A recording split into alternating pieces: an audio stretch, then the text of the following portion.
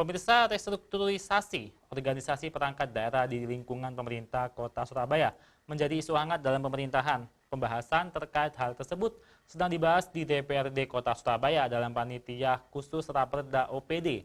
Perombakan dinas ini tentunya sebagai bentuk pemerintah untuk dapat memberikan pelayanan yang lebih baik lagi kepada masyarakat. Berikut ini kita saksikan dalam dialog khusus. Terkait pengurangan OPD dari OPD. Sebenarnya kalau pengurangan OPD kita ikut dari Menteri Dalam Negeri. Jadi contohnya seperti dinas kebersihan digabungkan dengan dinas lingkungan hidup terkait dengan limbahnya, itu sudah ada dari kontrol Menteri Dalam Negerinya. Nanti ada SIPD-nya. Kalau ke atas dinasnya itu kalau tidak sesuai dengan SIPD maka di atasnya gak ada tuturan nih. Karena tuturan nih, karena anggaran nih. Nah ini ditata. Ya tahun depan keluar anggarannya semua. Anggarannya dikurangi itu gimana Pak? Kenapa? Anggarannya akan dikurangi itu? Bukan dikurangi, dinasnya yang digabung. Jadi anggarannya tetap ya? Anggaran kan tergantung dari kegiatan masing-masing OPD.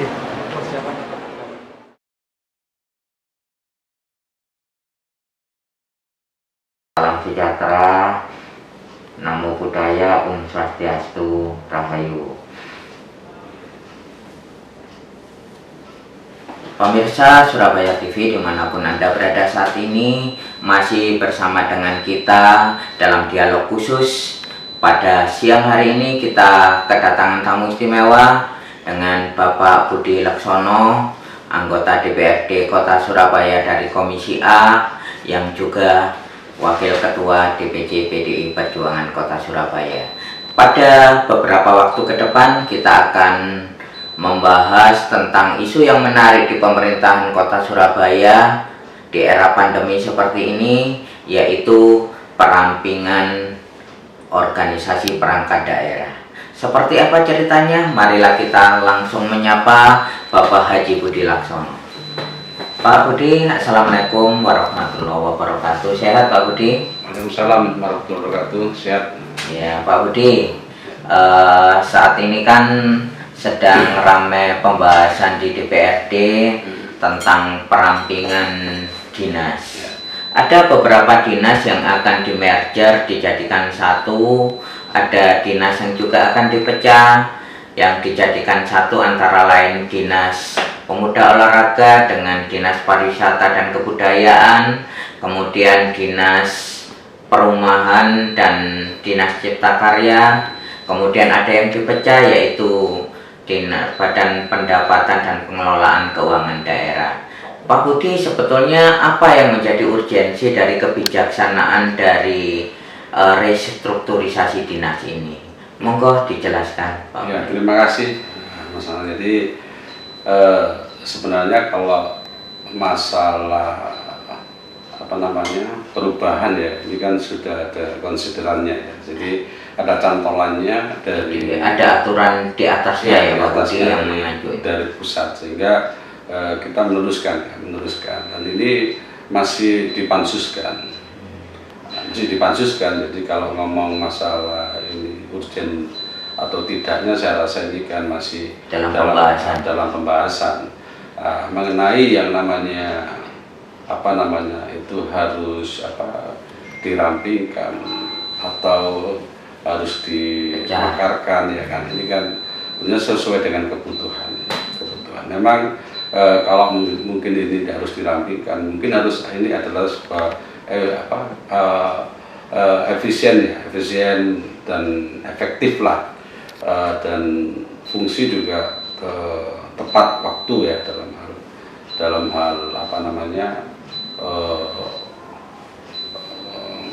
membentuk badan-badan organisasi OPD tersebut. Jadi ini adalah upaya-upaya, dan saya rasa juga harus melihat kultur ya wilayah di kota. Walaupun ini memang harus dari channelnya dari pusat, ini tentunya di wilayah ini juga tidak selalu lah ikut. Harapannya sih ini dibentuk masih di pembahasan pansus, sehingga benar-benar ini bisa efektif lah, efisien jadi. Ya, jadi selain sudah ada cantolan di atasnya, tentunya juga ada semangat untuk melakukan pembentukan dinas yang miskin struktur kaya fungsi, namun tetap dilandasi oleh semangat clean government yang disesuaikan dengan kultur dan kebutuhan. Nah, menurut Pak Budi, semangat clean government ini di era pemerintahan wali kota baru seperti apa Pak? Terutama dalam konteks pembuatan atau pembentukan atau pemekaran atau restrukturisasi dinas ini. Ya, semua itu kan didasarkan dari kebutuhan yang ada juga. Ya. Kebutuhan. Jadi misalkan antara dinas Dispora ya, dinas olahraga sama pariwisata. Memang ini kalau kita bahas ini sangat-sangat agak jauh ya. Tetapi kalau diruntut itu ada memang skala pro dan kontra. Tapi kalau saya berpendapat sendiri itu bahwa kegiatan sarana-sarana olahraga itu pun sebenarnya bisa sebagai rujukan pariwisata. Kenapa? Saya melihat kondisi ya, atau waktu kita melihat di luar negeri aja ya, di basis-basisnya atau klub-klubnya luar ya, itu luar biasa. Kalau kita ngomong sepak bola aja, itu kan sudah menjadi destinasi wisata karena sebagai museum, sehingga banyak dikenal, sehingga antara kegiatan-kegiatan olahraga ini pun bisa menjadi destinasi wisata kalau disambung-sambungkan. Ini yang tentunya juga menjadi evaluasi juga. Masukan-masukan ini tentunya bisa dipakai sebagai pedoman dalam pembahasan di Pansus seperti itu. Ya, Pak Budi, kota Surabaya tentunya berbeda dengan kota yang lain, terutama berkaitan dengan kultur kemasyarakatannya. Jadi kultur masyarakat di Surabaya ini ada yang spesifik, sehingga pembangunan maupun arah pembangunan ini kan disesuaikan, mengedepankan potensi masyarakat. Dalam hal ini tadi sudah dijelaskan bahwa akan ada penggabungan dinas di mana justru akan memperkuat kultur masyarakat yang secara spesifik tidak ada di tempat lain. Jadi menjadikan sarana olahraga, menjadikan sarana yang lain ini sebagai destinasi wisata. Apakah ini juga akan menjadikan metode sendiri dalam hal penamaan dinas, Pak? Menurut Pak Budi bagaimana? Kalau sebelumnya kan ada dinas pemuda olahraga, kebudayaan, pariwisata, mungkin ketika akan dijadikan satu nama dinas tentunya akan ada yang lebih menonjol. Menurut Pak Budi bagaimana? Iya, ini kan kalau itu kan berdasarkan singkatan dari panjangan ya. Misalkan kalau ada penggabungan, cuma ini saya masih, karena pansusnya bukan di komisi saya, jadi ini saya cuma mendengar ya, diskusi sedikit sama kawan-kawan komisi D ya. Pansusnya ini ada di komisi D. Jadi suatu contoh, kalau dulu itu Satpol ya, Satpol sama Linmas kan seperti itu ya.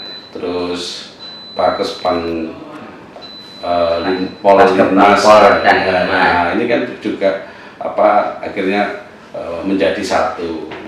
Terus Satpol PP-nya, nah, ini otomatis nanti ada bentuk-bentuk ya penambahan, sehingga akan panjang seperti di KRTH itu kan, seperti itu kan menjadi panjang kan gitu. Ada tata dinas nomenklatur penamaannya ya. Iya, seperti itu. Jadi secara otomatis itu akan ini kalau sudah ada penggabungan. Tapi yang jelas ini memang pengerucutan ini, perampingan ini benar-benar bisa benar-benar sesuai efisien kebutuhan gitu loh. Jangan sampai nanti ini dirampingkan, tetapi justru timbul masalah. Jadi ini yang harus ada fungsi yang hilang atau kelewatan. Iya. Jadi kalau yang rencana itu apa DKRTH sama apa lingkungan hidup ya. Lingkungan hidup dan kebersihan. Ya, ini kan juga sebenarnya sih masih nyambung juga. Satu rumpun ya. Cuma nanti di dalam pengurusan administrasi atau dokumen ini kan juga benar-benar harus bisa dipahami masyarakat juga. Gitu. Iya. Kalau lingkungan hidup kan hubungannya dengan perizinan terus otomatis dengan kaitan dengan HU, AMDAL. Betul. Jadi ini yang harus mungkin lebih sinergi ya. Iya. Jadi tapi kan namanya perampingan, saya juga efisiensi dan efektif juga dalam hal ini kan masalah anggaran kan seperti itu. Anggaran ini kan otomatis kan jadi satu secara otomatis untuk penggabungan. Ya Pak Budi, pertanyaan terakhir. Setiap kebijakan tentunya akan menghasilkan satu keputusan yang mungkin menyenangkan, mungkin tidak menyenangkan bagi sebagian pihak. Pertanyaannya sederhana, apakah sudah dipikirkan bagaimana cara mengatasi mereka-mereka yang menjadi korban kebijakan ini? Artinya kan tentunya ada kepala dinas, beberapa ada sekretaris dinas, kepala bidang dan sebagainya yang tentunya akan kehilangan tempat atau kehilangan posisi akibat kebijakan ini. Bagaimana menurut Pak Budi? Ya, memang semua bentuk yang namanya aturan-aturan yang mungkin harus dirampingkan atau diluaskan, dimekarkan, itu kan secara otomatis resiko-risiko ini kan pasti ada. Tapi saya yakin pemerintah kota ini akan bijak dalam hal seperti itu. Tidak mungkinlah mereka itu harus karena ini harus dirampingkan, mereka harus nonjok ya. Tapi secara otomatis mereka tetap bagian dari dinas tersebut. Jadi ya mungkin karena struktur dari pemimpin kepala-kepala dinasnya atau kabinasinya ini yang tentunya yang harus benar-benar selektif dalam hal pembagian job-jobnya itu tadi.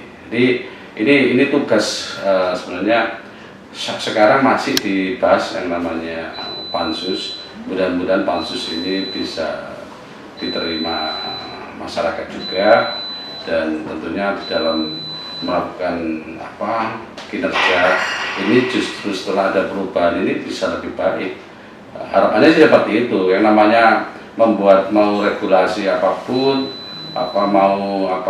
memperkecil atau merampingkan unsur kedinasan, ini harapannya justru untuk meningkatkan kualitas dan pelayanan di masyarakat. Ujung-ujungnya muaranya kembali kepada pelayanan maksimal kepada masyarakat. Iya, karena mungkin dilihat ya sebagai mungkin pedomannya itu kan tidak semua kota itu sama. Iya, mungkin kebutuhannya berbeda-beda. Berkaca mungkin dari tempat lain yang harus mungkin dirampingkan, tapi belum tentu di Surabaya ini harus bisa seperti itu, karena Surabaya ini adalah kota besar yang tentunya butuh benar-benar aturan yang benar bisa dirasakan lah warga kota Surabaya. Ya. Pemirsa Surabaya TV dimanapun Anda berada saat ini, itulah hasil kita diskusi berbincang-bincang dengan Haji Budi Laksono, anggota Komisi A DPRD Kota Surabaya. Tentunya kita semua punya harapan yang sama, ingin menjadikan Kota Surabaya sebagai kota yang diinginkan oleh masyarakatnya, yaitu memberikan pelayanan yang terbaik. Akhir kata, kita akan ketemu lagi dalam sesi-sesi pembahasan yang tidak kalah menarik dengan apa yang kita bahas pada hari ini. Tentunya setialah kepada Surabaya TV di channel 44 UHF. Terima kasih. Wassalamualaikum warahmatullahi wabarakatuh.